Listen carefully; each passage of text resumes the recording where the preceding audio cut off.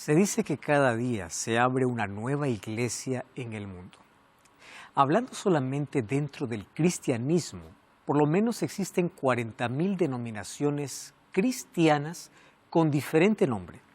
Sin embargo, adorando al mismo Cristo, tomando la misma Biblia. ¿Y cómo puede ser esto posible?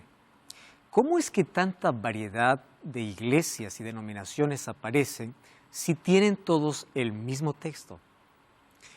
Ahora, todas diciendo ser la verdadera. Y ahí surgen varias preguntas. ¿Existe iglesia verdadera? ¿O yo puedo seguir la que quiero? Todas las iglesias conducen al cielo. ¿La salvación está conectada a una iglesia o depende de mi relación con Cristo? ¿Es necesaria una iglesia para salvarme? ¿O yo también puedo ser salvo sin frecuentar ninguna iglesia? Varias preguntas para responder sobre este tema. Así que bienvenido, está comenzando Biblia Fácil y hoy queremos aquí abordar un tema súper importante porque vamos a hablar desde el punto de vista bíblico cuáles son las características que la Biblia presenta sobre la iglesia de Dios aquí en la tierra. ¿Curioso? Bueno, toma tu Biblia, lápiz y papel y vamos al tema de hoy. Bienvenidos amigos a un programa más. Ya estamos en nuestro programa número 12. Iglesia, ¿cualquiera sirve? Uno está cansado ya, ¿no? Cada esquina una iglesia. Logos diferentes, las músicas pueden ser parecidas, el mensaje parecido, todas ofreciendo facilidades, Por aquí está más fácil, por aquí más complicado. Hay iglesias para todos los gustos, hay iglesias para todas las preferencias. Así que vamos a ver qué dice la Biblia respecto de iglesia. Antes, como siempre, vamos a orar. Oramos. Querido Dios, queremos darte gracias porque tenemos tu palabra para poder disipar cualquier duda que podamos tener. Y si nuestra fe está sobre un libro que tú inspiraste para la humanidad, y es tu palabra, queremos que nos ayudes a poder comprenderlo, a poder aplicarlo, vivirlo, y en ella podamos encontrar el camino que tú has trazado para toda la humanidad. Guíanos, acompáñanos, ayúdanos a tomar decisiones firmes, no basada en nuestro autoconocimiento o en el conocimiento general, sino fundamentada en tu palabra. Por eso queremos pedir tu dirección y compañía en el nombre de Jesús. Amén. Vamos a nuestro tema de hoy y antes, como siempre, vamos una vez más a ofrecer el curso bíblico En Busca de la Verdad. 15 temas extraordinarios que abordan diversos temas y que todas tienen su respuesta en la fuente inspirada de la Biblia. Así que tú puedes solicitar este material a nuestro número de WhatsApp, que es el +55 12 98 100 14 60, o también tú puedes ingresar a estudielabiblia.com. Allí tú puedes encontrar este y otros materiales que sin duda te van a ayudar. Entonces, bienvenido a un programa más. Ya sabes que puedes solicitar este curso totalmente gratis y vamos al tema de hoy, que hay tantas cosas para hablar y a veces el tiempo en televisión es tan corto para temas tan grandes. Iglesia, ¿cualquiera sirve? Claro, el ser humano llega al punto de decir ya no importa. Todas las iglesias adoran a Dios, así que no importa dónde estés, ahí está bien. Más o menos tomando la idea de todos los caminos llevan a Roma, ¿no? También todas las iglesias te llevan a Dios. Vamos a ver cuánto de verdad o cuánto de mentira encontramos en esa expresión. Primera pregunta o primera afirmación. La mayoría de personas cuando piensa en religión en sí no está pensando en características o en el plan que Dios tiene para el ser humano. Cuando piensa en religión, a menudo piensa en 3 cosas importantes. Primera cosa, yo necesito continuar con la religión paterna o la religión familiar porque es la herencia de la familia. Entonces hay personas incluso que cuando cambian de religión van a sufrir tantas cosas, ¿no? Les van a desheredar, les van a sacar de la familia, les van a sacar del círculo, les van a sacar de todo. Y hay muchas personas que conocen que está en un lugar equivocado, pero nunca se van a atrever a romper los lazos familiares o históricos, porque eso sería considerado una traición. Es por eso que en los musulmanes, por ejemplo, la religión musulmana, aquel que deja de ser musulmán llega a ser un disidente, y un disidente tiene que ser muerto, tiene que ser apedreado, no importa si es hijo, familia, ¿qué importa? Simplemente está rompiendo una herencia, está rompiendo los lazos que le unen. Entonces, en tal sentido, la religión no sería una elección, sino que la religión sería tipo una herencia, ¿no? Yo recibo como herencia, así como recibo algunas cosas materiales, recibo la religión como herencia. Y hay personas, obviamente, que están en un lugar y no saben por qué. La explicación que ellos tienen es, eso lo aprendí desde pequeño, ¿no? Eso, así va a ser. Entonces yo no voy a cambiar. No estoy aquí porque estoy convencido realmente que me acerca a Dios, sino porque eso es la herencia que recibí. Es el primer argumento. Segundo argumento es así. Bueno, pues lo que importa es adorar a Dios. Y si lo que importa es adorar a Dios, basta que mencione el nombre de Dios. Entonces aquí menciona el nombre de Dios, punto final. A mí ya no me interesa ver características, qué hace o qué no hace. No, lo que importa es que adore a Dios. Pero ahí viene el tercer punto, que es más peligroso todavía. ¿Y cuál es el tercer punto más peligroso? Vivimos en un tiempo donde la gente es feliz donde se acomoda. Y la comodidad se ha colocado por encima de principios, a veces, ¿no? Si me siento cómodo, está bien. Entonces hay personas que se sienten tan cómodos en un lugar. No les importa más qué verdad se proclama, qué cosas se dice. Lo que importa es, me siento bien. Entonces, dentro del cristianismo, la fe no es un asunto de sentimiento. Son cosas totalmente diferentes. O tienes fe o tienes sentimientos.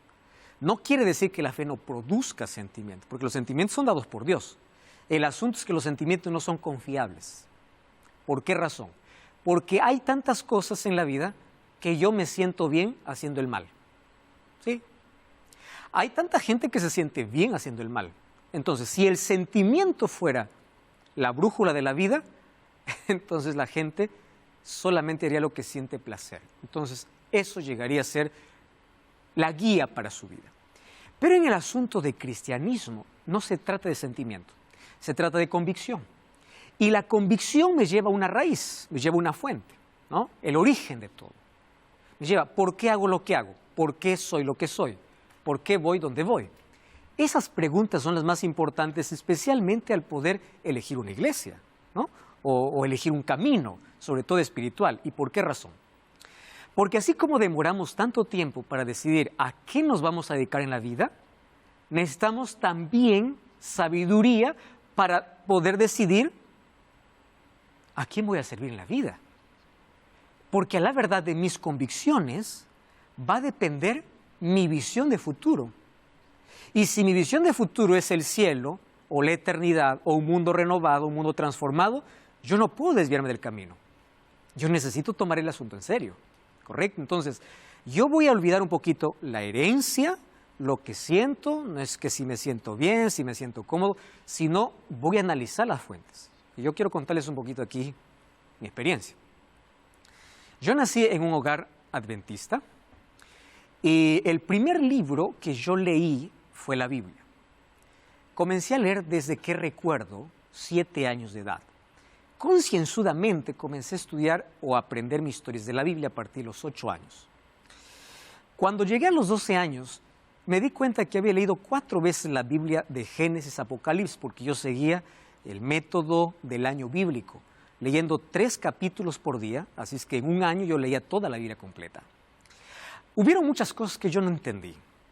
Así que cuando yo iba para la escuela, que era una escuela estatal, una de las preguntas que nos hacían para todos era ¿a qué iglesia vas? Entendiendo de que todos estábamos dentro del contexto cristiano, cada uno iba a su iglesia. Un día el profesor que nos enseñaba Biblia nos hizo la siguiente pregunta. ¿Y ustedes por qué van a la iglesia? Y la respuesta uniforme de todos fue porque mis padres me llevan, ¿no? Solo que allí, yo ya tenía 9, 10 años, comenzó a entrar de mí una incógnita tremenda. Y yo decía así, no es posible que yo vaya a un lugar solo porque mis padres quieran. En la medida que uno va creciendo, ustedes saben que uno habla la etapa de rebeldía. No una etapa rebelde, pero sí de muchos cambios, ¿no? De esa confusión, de eso de querer probar y ver otras cosas. Mi crisis no llegó por ese lado, pero sí llegó por el lado espiritual. Yo tenía 11 años de edad y mi rebeldía no era por querer probar otras cosas, sustancias, cigarro, alcohol. En la adolescencia yo no tuve ese problema. Pero sí tuve una rebeldía abierta contra la religión. Entonces yo es la primera vez que estoy contando parte de mi historia y es bueno porque hay muchos que se van a identificar con esto. Tuve una rebeldía y mi rebeldía era la siguiente. Como el profesor nos había dicho, ustedes van a la iglesia porque sus padres les llevan, mi rebeldía consistía en lo siguiente. Yo voy a estudiar y yo voy a hacer lo que mis padres no quieren que yo haga. Mis padres probablemente quieren que yo siga la religión, la iglesia que ellos tienen, pero yo les voy a demostrar que yo no voy a hacer lo que ellos quieren. Yo voy a hacer lo que yo quiero, lo que yo decido. Solo que por otro lado, yo ya había leído tanto la Biblia, desde los 7 años, ¿no? Entonces, yo me propuse hacer algo. Un día yo me acerco a mi padre y le digo, papá, tenía una hoja, ¿podrías escribirme, por favor, todo lo que la Iglesia Adventista cree? Claro, me dijo, con mucho gusto, él nunca sabía de mi intención. Y comenzó a escribirme todo, absolutamente todo. Y aunque ustedes no crean, en ese tiempo todavía no había ni internet, no había nada.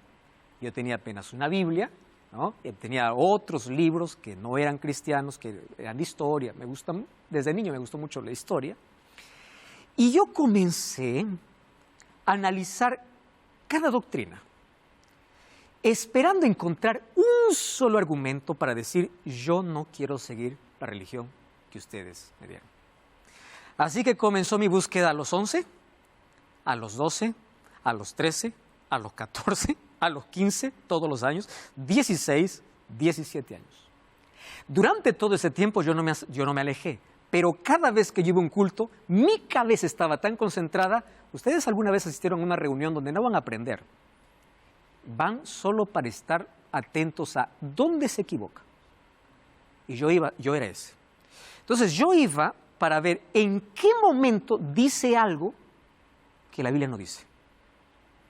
Me acabé tantos sermones, me senté tantas veces, fui a seminarios y ojo, yo durante ese tiempo de la niñez y la adolescencia, yo incluso continuaba predicando, pero yo continuaba investigando, porque mi deseo era que en cualquier momento yo necesito descubrir que hay alguna cosa que es incoherente con la Biblia, porque una de las cosas que para mí está claro es que la Biblia es palabra de Dios, por varias razones que ya lo hemos dialogado.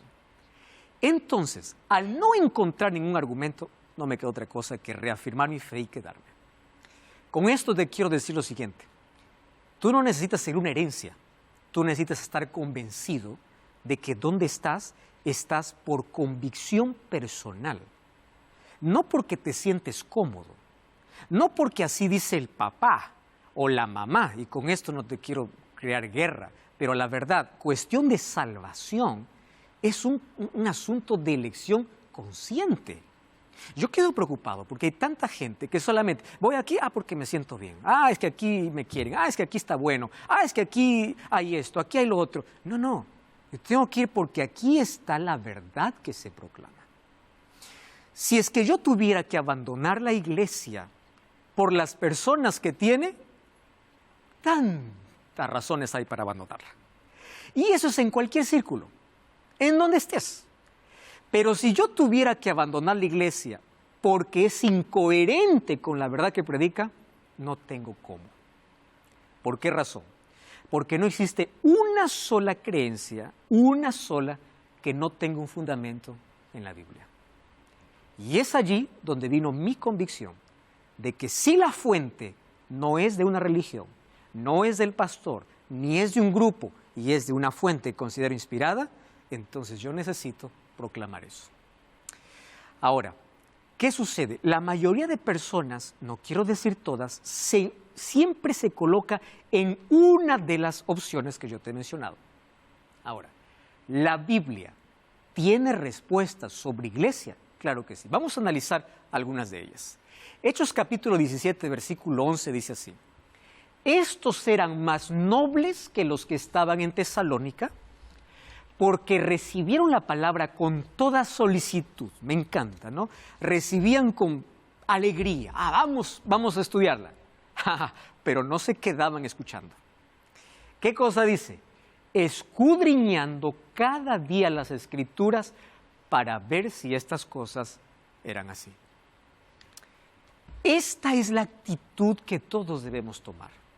Porque vuelvo a repetir, yo no puedo confiar mi salvación a lo que uno dice, ¿correcto?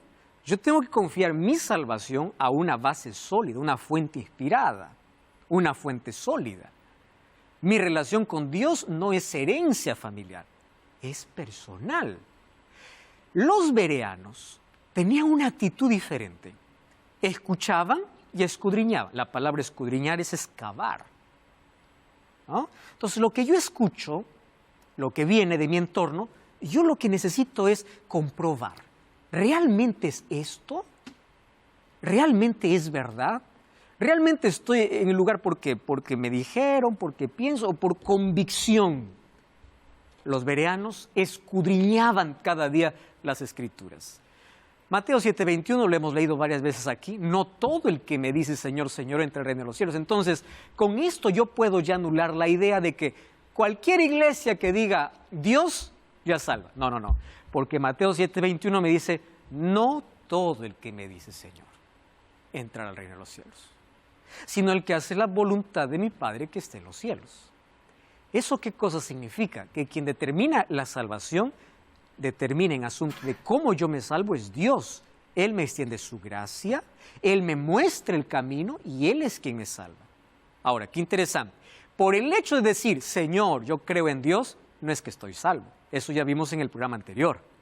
Porque lo que necesito es una fe viva, una conexión, una relación personal.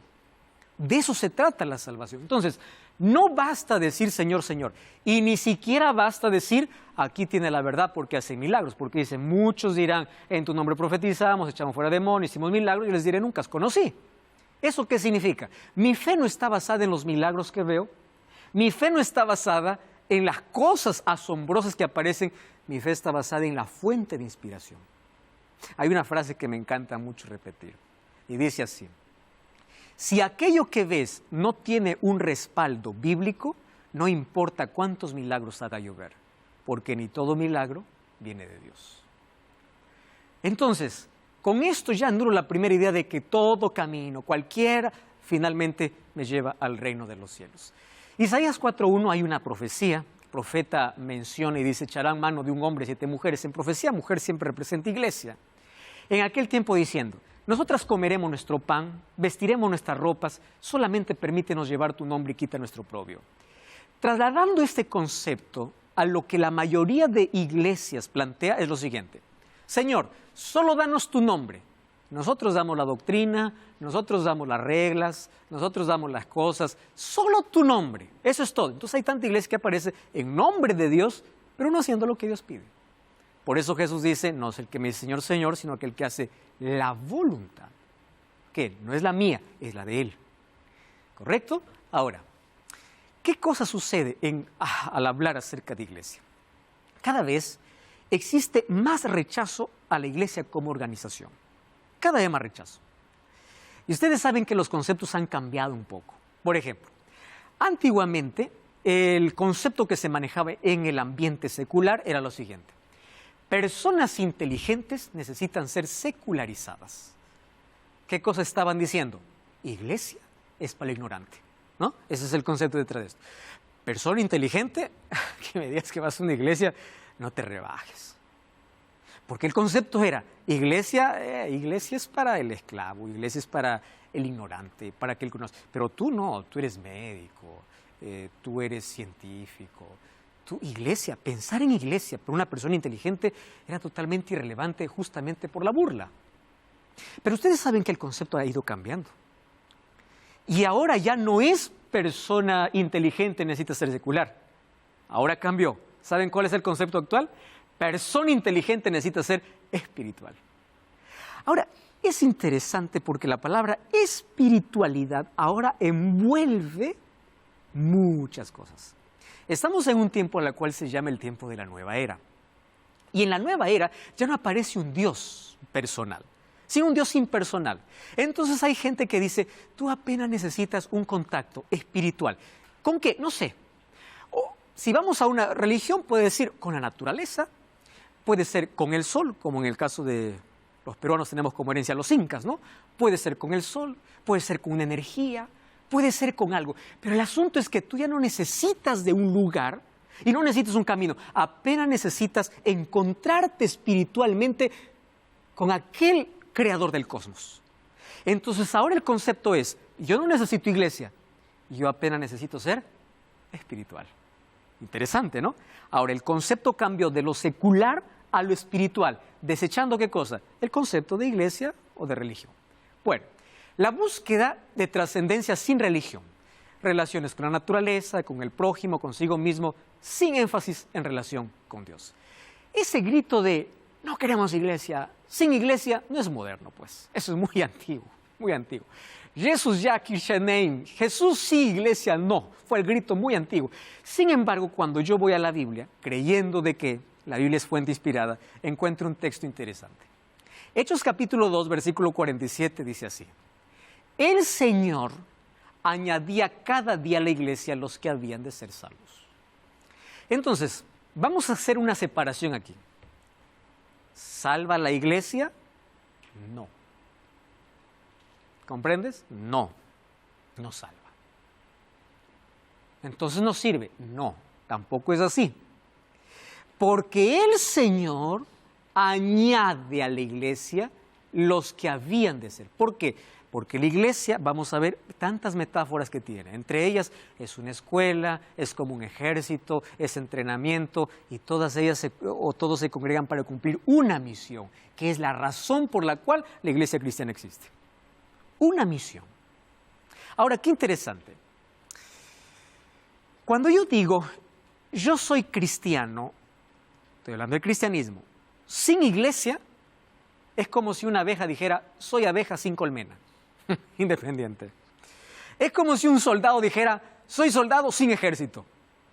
No tiene lógica. Desde el punto de vista bíblico y en el Nuevo Testamento, la iglesia tiene un lugar, no porque la iglesia te salva, sino que todos aquellos que aceptaban a Cristo, ¿qué cosa hacía?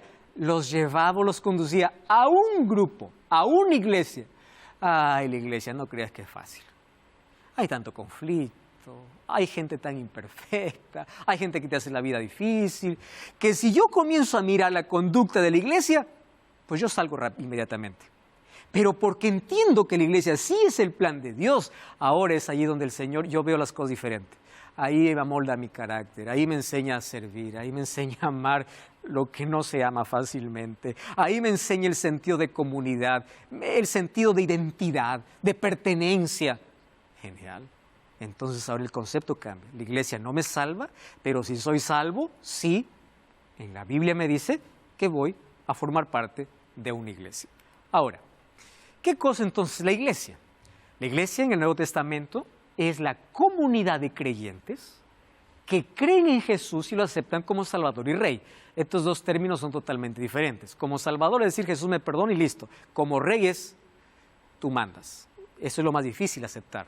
Es fácil aceptar a Jesús como Salvador, ¿eh? Lo difícil es aceptar a Jesús como Rey, porque a un Rey hay sometimiento. ¿Tá? Muy bien. Su misión es anunciar el Evangelio a todo el mundo y que proporciona salvación a quien cree. Es el medio señalado por Dios para la salvación, fue organizada, y la iglesia fue organizada justamente por una misión. La misión de proclamar el Evangelio. ¿Por qué razón? Porque el Evangelio tiene que llegar a todo el mundo y porque los que proclaman una iglesia es salvación. Y Dios quiere que todos puedan alcanzar la salvación. Para eso usó o para eso permitió la existencia de la iglesia. Hebreos capítulo 10, versículo 25 dice así: no dejando de congregarnos como algunos tienen por costumbre, sino exhortándonos tanto más cuanto veis que el día se acerca. ¿Por qué las personas dejan de congregarse en una iglesia? Pues hay varias razones.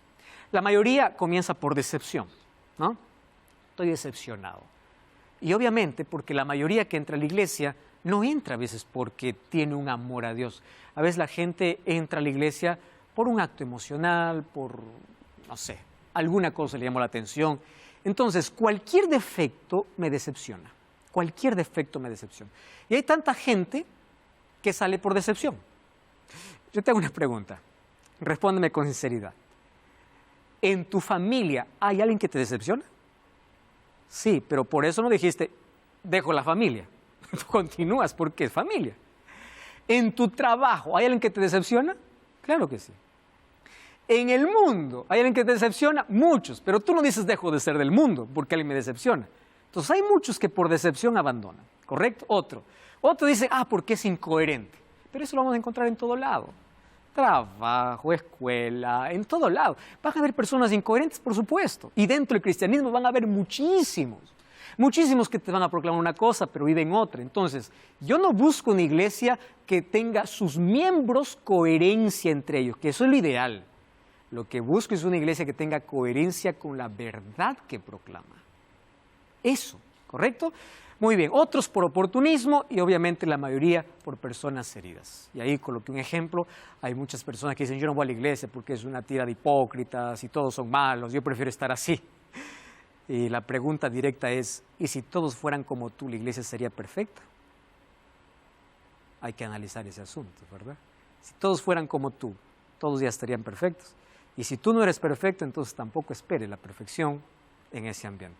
Porque la iglesia de alguna manera llega a ser como un hospital, llega a ser como una escuela, llega a ser como un ejército. Que eso vamos a ver de aquí las metáforas. Me encanta el ejemplo de Jesús. Lucas 4:16 dice que Jesús iba a la sinagoga siempre y yo encuentro una interesante relación con el compromiso que tenía y cómo Jesús me enseña aquí el compromiso que debo tener. La corrupción israelí en el templo no impidió que Jesús fuera a las convocaciones religiosas hechas por rabinos y sacerdotes que muchas veces carecían de verdadera piedad. Él no dijo, bueno, ya esto sucede, yo no voy. No. Él iba. ¿Por qué razón? Jesús no iba a la sinagoga, en este caso, porque los líderes lo convocaban, sino porque entendía que era la voluntad de Dios. Y aquí está la razón por la cual nosotros hacemos una elección. No es por fulano me invita, no es porque él, no, es porque yo me relaciono con Dios. Y en mi relación con Dios va independientemente de lo que algo o alguien pueda hacer. Porque finalmente la salvación no es colectiva, la salvación es personal.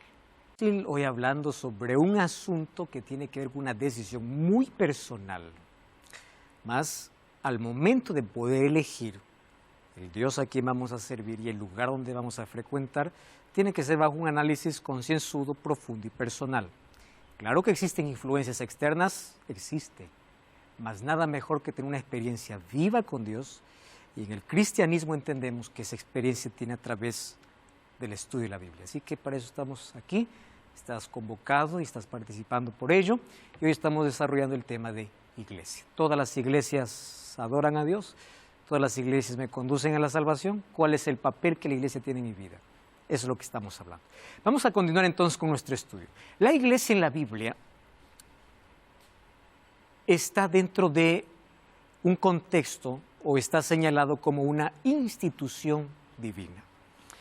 Hechos capítulo 20, versículo 28 dice, por tanto, mirad por vosotros y por todo el rebaño que el Espíritu Santo os ha puesto por obispos para apacentar la iglesia del Señor.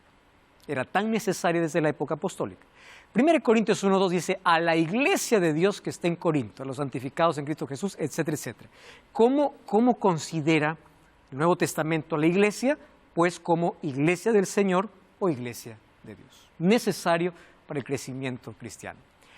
En la Biblia yo voy a encontrar muchas metáforas, solamente para darme una idea de cuán importante es pertenecer a la iglesia. Entre las metáforas más sobresalientes, hay más, aquí solamente estoy mencionando algunas, está la metáfora del cuerpo, ¿no? Efesios 5:23 dice, el marido es cabeza de la mujer, así como Cristo es la cabeza de la iglesia, la cual es su cuerpo, y Él es su Salvador. Es interesante que la iglesia es considerada como un cuerpo. Y si ustedes se dan cuenta que en el cuerpo tiene muchísimos miembros, desde los que no vemos hasta aquello que es visible. Y claro, lo que más cuidamos obviamente es la apariencia, ¿no? El rostro. Pero hay otro, nuestro cuerpo tiene que ser cuidado completamente. Ahora, al decir que yo soy miembro de un cuerpo, significa que yo no estoy aislado. El dedo no está aislado del cuerpo, el corazón no está aislado, la pierna no está aislada. Todo forman un cuerpo, es parte de un conjunto. Y otra cosa interesante, ustedes ya descubrieron cuán importante es la uña cuando la quiebra. Uno se da cuenta que es importante cuando no la tiene, ¿no? Y algunos pueden decir, pues bueno, yo del cuerpo del Señor seré la uña. Ah, pero tan importante es, que causa tanto dolor si solamente lo pierdes. Entonces, dentro de la iglesia es considerada como un cuerpo porque justamente todos somos importantes. Todos somos importantes, pero la cabeza es Cristo. Segunda metáfora. Bueno, aquí dice Efesios 4:12 que somos llamados a edificar el cuerpo de Cristo. Según de Corintios 11:2 dice, porque con celo de Dios os he dicho que os he desposado como un solo esposo para presentaros como una virgen pura a Cristo. Según de Corintios 11:12 habla de la iglesia como una novia que se prepara para el encuentro del novio para un casamiento, para un matrimonio. Y para ello resalta la pureza. ¿Más la pureza de qué? Doctrinal. La pureza de su evangelio, del mensaje que tiene que dar. La preparación es necesaria para el encuentro. Entonces, como cristianos entendemos que ese encuentro ocurre cuando Jesús viene y la iglesia tiene que prepararse para ese encuentro. ¿De qué manera? Practicando la pureza doctrinal, allí aplicado para la vida. Tercer asunto, o tercera metáfora. Efesios 6:10-16 dice, por lo demás, hermanos míos, fortaleceos en el Señor, vestidos de toda la armadura de Dios, para que podáis estar firmes contra las hechanzas del diablo. No teníamos lucha contra sangre y carne, sino contra principados, potestades, gobernadores de tinieblas, huestes espirituales, maldad de las regiones celestes. Por tanto, tomad la armadura de Dios para que podáis resistir el día malo y habiendo acabado todo, estad firmes. La idea de iglesia como un ejército donde hay una armadura que Dios proporciona. Solo que esa armadura no tiene que ver con armas literales. Pablo va a explicar, usa el yelmo de la salvación, la coraza de justicia, la espada de la palabra, ¿no? El escudo de la fe. O sea, son cosas que te van a proteger de todo lo que el maligno tiene para destruirte y como ejército avanzar. Esa es la idea ahora de iglesia. Por eso es que dije que alguien que dice soy cristiano sin iglesia es como aquel que dice soy soldado sin ejército, ¿no? Mateo 6:9 Jesús enseñó, cuando ustedes oren, oren así, Padre nuestro que estás en los cielos. La cosa más incoherente de la vida de un cristiano sería decir, Padre, ignorar al hermano. Padre y rechazar al hermano. ¿Por qué razón? Porque al decir a Dios Padre está reconociendo que todos los que te rodean llegan a ser hermanos. Y el término hermano para muchos puede ser un término muy despectivo, ¿no? Ahí va el hermanito, se hizo hermanito, solo que hermano me da la idea de familia, me da la idea de que tengo un padre, ¿correcto? Entonces, cuando Jesús nos enseña a orar Padre nuestro, me está enseñando a dirigirme a Él como Padre, pero a mirar a los demás como mis hermanos, ¿correcto? Ahora, la iglesia es también considerada como un hospital, porque vamos todos enfermos en busca de curación, o como una escuela, como entrenamiento. Vamos al siguiente punto. El problema es que cada día se abre una nueva iglesia. Cada iglesia con diferente gusto y con muchas facilidades. Más o menos funciona como un banco, ¿no? Cada una dando más crédito que otro con otras facilidades. Bueno, 40.000 denominaciones cristianas, no estoy hablando de religiones, porque religiones es otro asunto, denominaciones dentro del cristianismo. Todas usan Biblias, todas cantan y todas adoran. Entonces la pregunta es, ¿qué hago entre 40.000? Es un laberinto. Tomo un camino, ¿qué tal si no me lleva hasta el final? ¿Cómo es que yo sé que estoy en el camino correcto? Bueno, ¿sabes qué va a suceder? Cada uno va a venir y te va a decir, mi iglesia es la verdadera. ¿Cuál es el problema? Si yo creo a lo que alguien dice, yo voy a caer en un problema serio. Porque el momento que me doy cuenta que no es lo que dijo, yo habré perdido probablemente tiempo. Sin embargo, cuando se trata de relación con Dios, ninguna es pérdida de tiempo. Más ahora quiero enseñarte un asunto interesante. Quien determina cuál es la iglesia que Dios tiene, no soy yo, ni es la iglesia. Quien determina es la Biblia. Y si tú comprendes de que la Biblia es la fuente de autoridad, tú debes analizar las características que ella presenta. Para ello, permítanme un poquito hablarles sobre las características que debe tener la iglesia a la luz de la Biblia. ¿Está bien? Primer asunto. La pregunta de todas las iglesias adoran a Dios ya descartamos, ¿no? Porque dice, no todo el que me dice Señor, Señor, entra en el reino de los cielos. Entonces, en la Biblia, a la verdad, solo encontramos dos iglesias. Hoy pueden haber 40.000 denominaciones religiosas, pero en la Biblia solo hay dos grupos. Interesante que los grupos no tienen nombre. Son considerados bajo metáforas.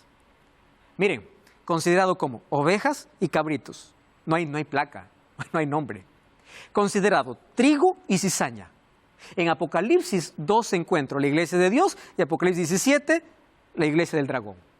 Dos grupos. En otras palabras, para Dios no existen 40.000 denominaciones religiosas. Para Dios existe los que hacen su voluntad y los que hacen su propia voluntad. Y su voluntad, ¿cómo fue revelada? A través de su palabra. Eso es ante la vista de Dios, porque en la Biblia solamente encuentro vírgenes prudentes, vírgenes insensatas, trigo y cizaña, mujer vestida de sol y mujer vestida de escarlata, la iglesia del cordero y la iglesia del dragón. O sea, no encuentro más, solo dos pueblos. Nosotros ahí intentamos colocar nombre, placa y todo. El asunto es, ¿hago la voluntad de Dios o no? ¿Y cómo yo puedo descubrir eso?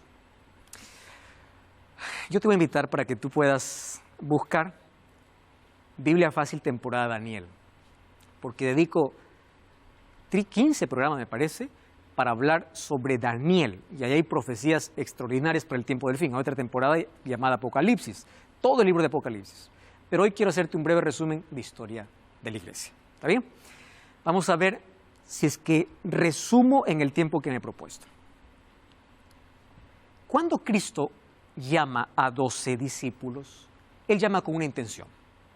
Que cuando Él se vaya, ellos mismos puedan ser parte o formar el núcleo de una iglesia. Y allí nace el cristianismo, con 12. Esos 12 luego van a ser 120, esos 120 luego van a ser 3.000, luego van a ser 5.000 y el libro de Hechos está lleno de hazañas. Tanto así que en el primer siglo el evangelio cristiano llegó a todo el mundo conocido, en el primer siglo. Ahora presten atención. La Biblia en Apocalipsis capítulo 6 me cuenta la historia de esa iglesia fundada por Cristo bajo 4 caballos. Y esto es un término simbólico, porque cada caballo va a representar un periodo de la iglesia. Bueno, los 4 caballos, pero en fin, en sí todo esto está dentro de un contexto mayor llamado los 7 sellos. ¿Correcto? Si quieres saber más sobre ese tema, Biblia Fácil Apocalipsis. Ahora, ¿qué sucede?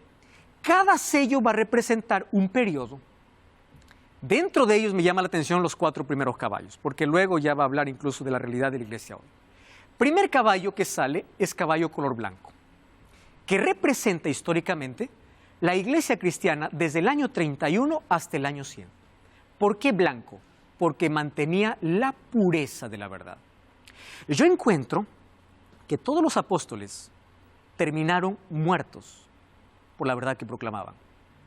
Todos, absolutamente todos. Incluso Juan fue desterrado a la isla de Patmos y yo sé que es el único, obviamente, de los discípulos que tuvo una muerte diferente, más calmada, aún después de ser desterrado. Pero todos los demás murieron totalmente decapitados. Bueno, cada uno murió por su fe. Dice Tertuliano que en el primer siglo, mientras estos proclamaban el Evangelio, la sangre de los cristianos era como semilla, porque mientras más cristianos morían, más cristianos se levantaban. Entonces el enemigo primero intentó destruir el cristianismo. ¿Cómo? Dijo, mato a los apóstoles, se acabó el problema. Mentira. Mató a los apóstoles, la iglesia había crecido tanto. El enemigo cambia de estrategia. ¿Cuál estrategia? Si es que yo los sigo matando, estos van a seguir creciendo. Así que voy a cambiar.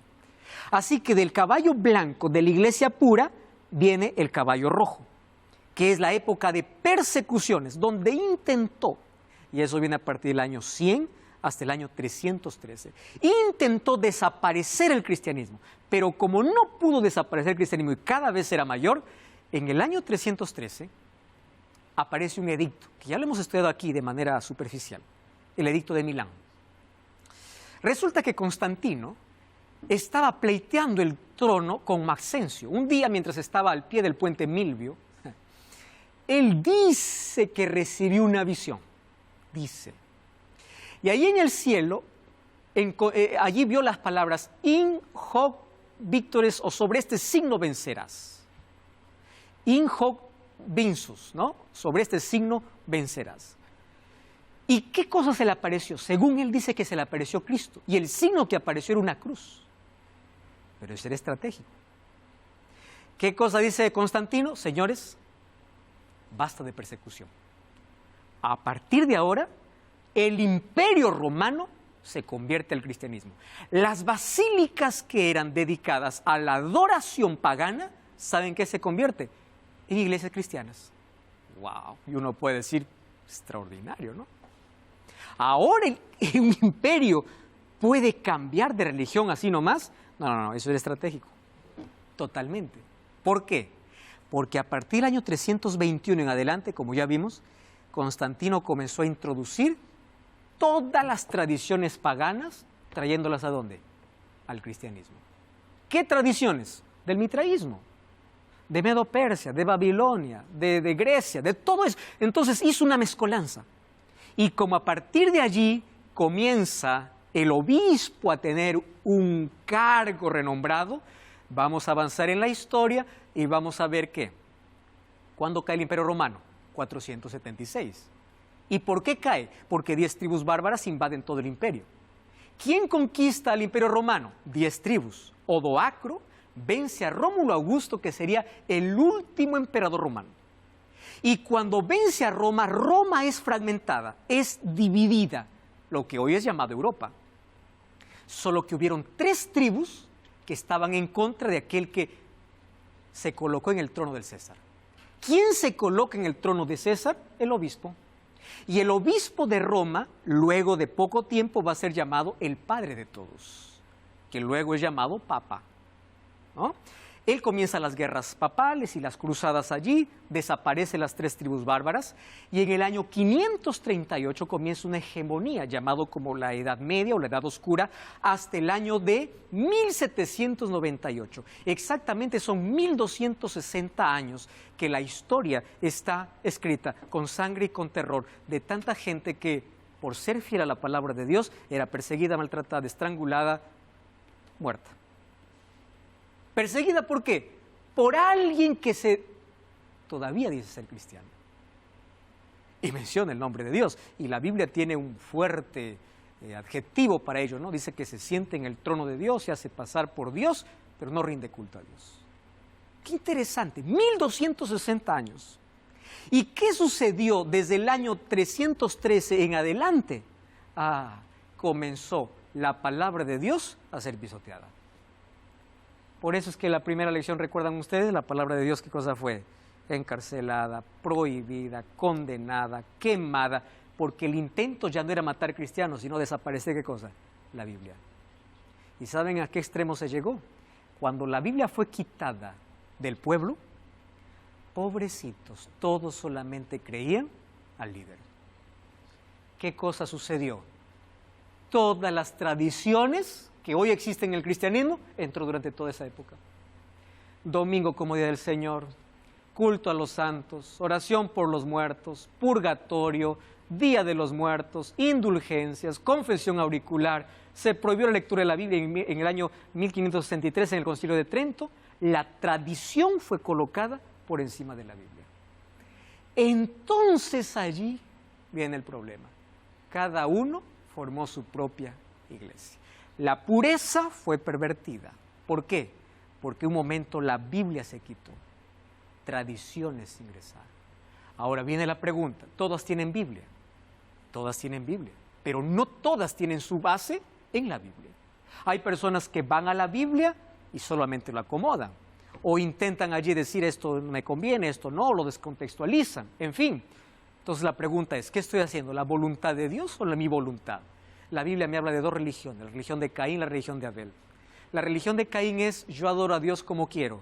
La religión de Abel es yo te adoro como tú me pides. Ustedes saben esa historia. Un día Dios pidió ofrenda, Caín llevó lo que a él le parecía y Abel llevó lo que Dios había pedido. Entonces en cuestión de adoración es así. ¿Qué religión tengo? ¿La de Caín o la de Abel? ¿La que hace la voluntad de Dios o mi voluntad? Entonces la pregunta es, ¿cuáles son las características que la Biblia presenta? Esto no te lo voy a decir de mi cabeza, busca en tu Biblia. La Biblia presenta por lo menos 3 características del pueblo de Dios. Primera, Apocalipsis 12, 17 y 19, 10, ¿qué cosa dice?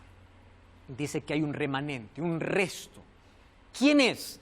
Los que guardan los mandamientos de Dios y tienen el testimonio de Jesucristo.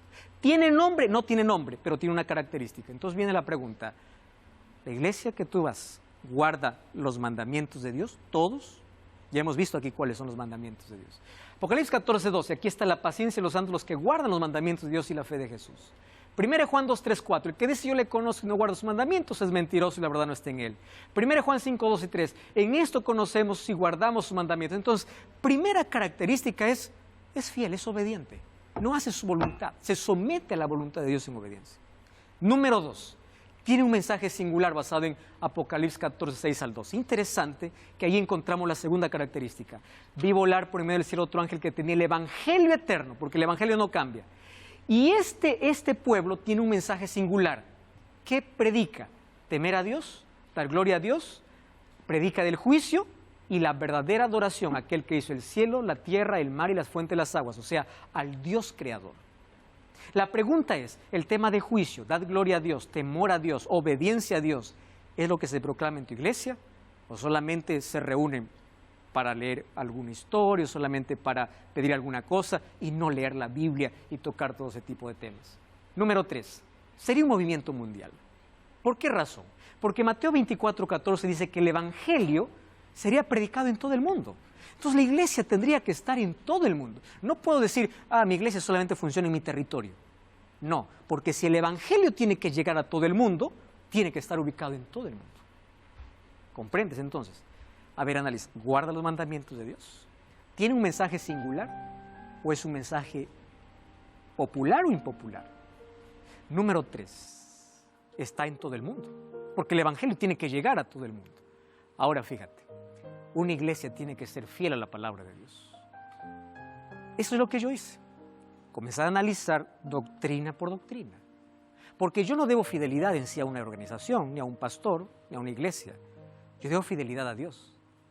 Pero cuando yo estudio la palabra de Dios, encuentro que la iglesia es importante. Y el Señor me va conduciendo a su pueblo. Pero para eso yo tengo que evaluar. Yo tengo que ver, estar convencido de que realmente tiene un fundamento sólido y viene de la palabra de Dios. Nunca busques una iglesia con miembros perfectos porque nunca lo encontrarás. Pero si la verdad que proclama está en la base, como base la Biblia, entonces ese es el pueblo. Ahora, qué interesante. Dios tiene una iglesia visible para proclamar la verdad, sin tradiciones humanas, pero también un pueblo invisible que al final de los tiempos se unirá. ¿Acaso Jesús no dijo, yo tengo también otras ovejas en otro redil?